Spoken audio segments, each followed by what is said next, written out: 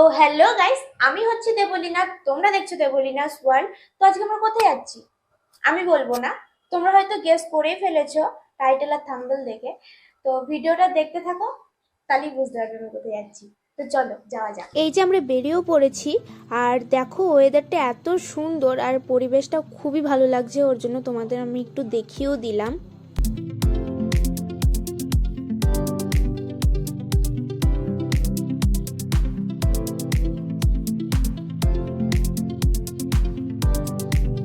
আর আমরা টোটো থেকে নেমেও পড়েছি আর এখন বাস স্ট্যান্ডের দিকে যাচ্ছি।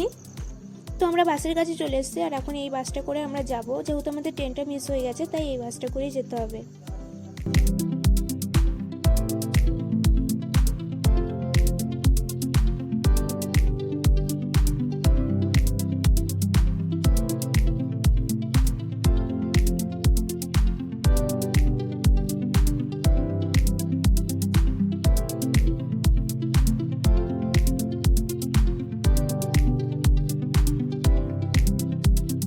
তো আমরা চলে এসেছি বেথুয়া প্রহরী অভয়ারণ্যে। এখন টিকিট কাটবো, তারপরে ভেতরে যাব। ভেতরে ঢোকার জন্য আমরা টিকিটটাও কেটে নিলাম। তো এই যে আমাদের টিকিট কাটা হয়ে গেছে, দুটো টিকিট কেটেছি। এবার আমরা ভেতরে যাব। প্রচন্ড রোদ, তাড়াতাড়ি ভেতরে যাই চলো। ভেতরটা অনেকটা ছায়া, অনেক কিছু দেখার আছে। যতটা পারবো তোমাদের সাথে ঘুরে ঘুরে দেখানোর চেষ্টা করব। ভিডিওটা কিন্তু ফুল দেখতে হবে, একটু স্কিপ করলে হবে না। আর এখন আমরা আগে মিউজিয়ামটা কভার করব, তারপরে গোটা এরিয়াটা কভার করব। তো এটা হচ্ছে বেথুয়া প্রহরী মিউজিয়াম টাইপের, মানে এখানে সবকিছু থাকে সংগ্রহ করা। তো চলো দেখি ঘুরে।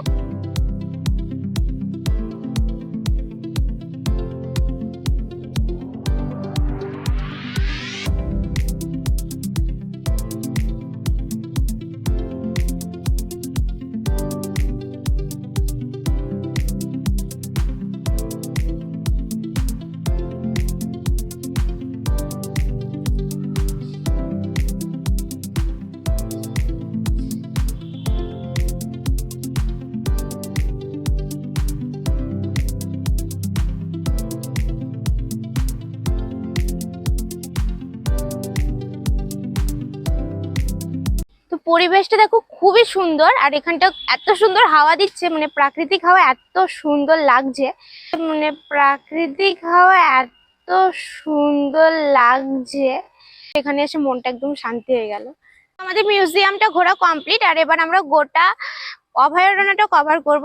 তো ভিডিওটা দেখতে থাকো আর সঙ্গে থাকো।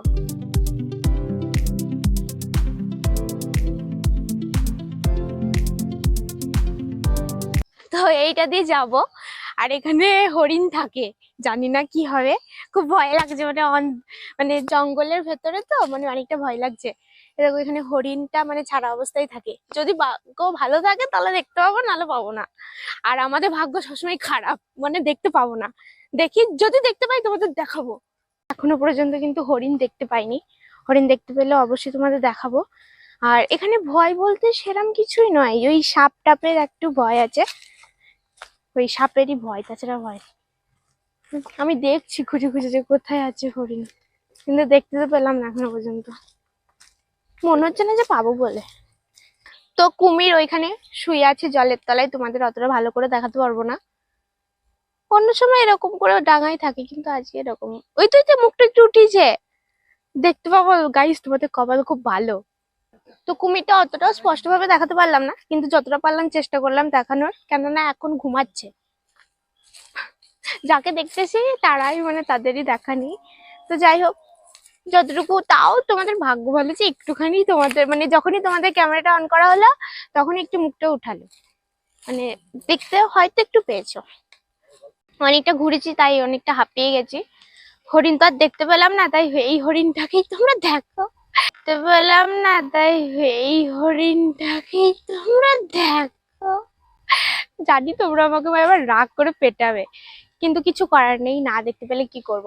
তো এই হরিণটাকেই দেখো। আর এখন এই দিক দিয়ে যাবো, কোথায় যাব আমি জানি না, মাঝে মাঝে ভয় লাগছে। কিন্তু এত সুন্দর মানে জঙ্গল, তো মানে পশু পাখি না দেখতে পেলেও মানে মনটা খুব ভালো লাগছে, যে মানে ভালো লাগছে ভেতরটাই।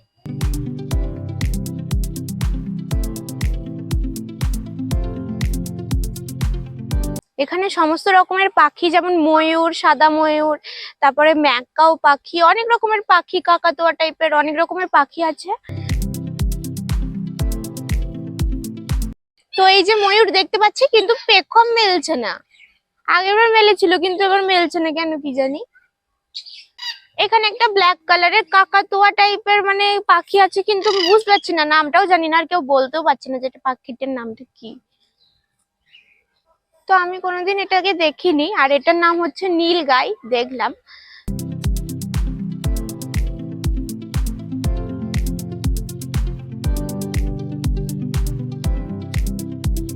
তো আমাদের জায়গাটা দেখা কমপ্লিট। তোমরা চাইলে অবশ্যই আসতে পারো, জায়গাটা খুবই সুন্দর। আর এখন আমার খুবই খিদে পেয়েছে, তাই কিছু খাবো, তারপরে বেরিয়ে যাব। আমাদের ট্রেন আছে, তো তাড়াতাড়ি বেরিয়ে পড়তে হবে। চলো।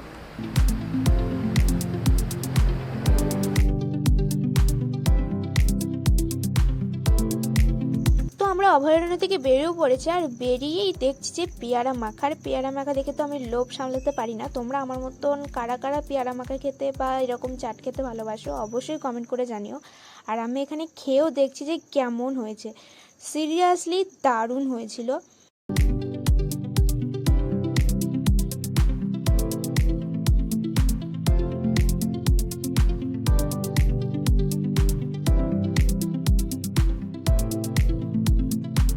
তো আমি তোমাদের বলেইছিলাম যে আমার প্রচণ্ড খিদে পেয়েছে, ওর জন্য আমি রেস্টুরেন্টে এসে বিরিয়ানি অর্ডার দিয়েছি। আর আমি যেখানে থাকবো সেখানে তো বিরিয়ানি থাকবেই, ওর জন্য বিরিয়ানি খেয়ে নিলাম।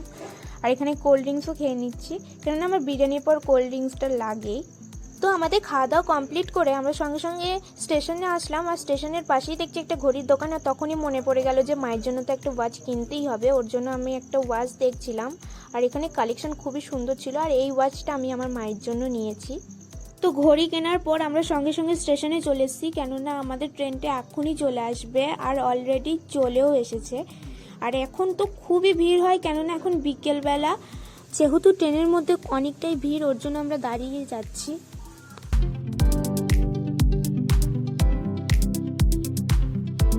তো অ্যাট লাস্ট আমরা দেবগ্রাম স্টেশনে নেমেও পড়লাম। আর দেখতেই পাচ্ছ খুবই ভিড়, ওর জন্য আমি আস্তে আস্তেই নেমেছি। আর এই যে এখন যাচ্ছি টোটো ধরবো বলে, যেহেতু সন্ধ্যা হয়নি, বিকেলই আছে, আই থিঙ্ক টোটো পেয়ে যাব। আর এই যে টোটো পেয়েও গেছি। তো চলো বাড়ি গিয়ে কথা বলছি তোমাদের সাথে। তো অ্যাট লাস্ট বাড়ি পৌঁছে গেছি। আর আজকে অনেকটাই টায়ার্ড লাগছে, কেননা সেই সকালে বেরিয়েছিলাম আর এখন পৌঁছালাম। আর আজকে প্রচুর প্রচুর প্রচুর ঘুরেছি, আর যতটুকু ঘুরেছি তোমাদের সাথে শেয়ার করার চেষ্টা করেছি। ভিডিওটা ভালো লেগে থাকলে অবশ্যই একটা লাইক করে দিও, আমার চ্যানেলটাকে সাবস্ক্রাইব করে দিও। Thanks for watching, tata guys.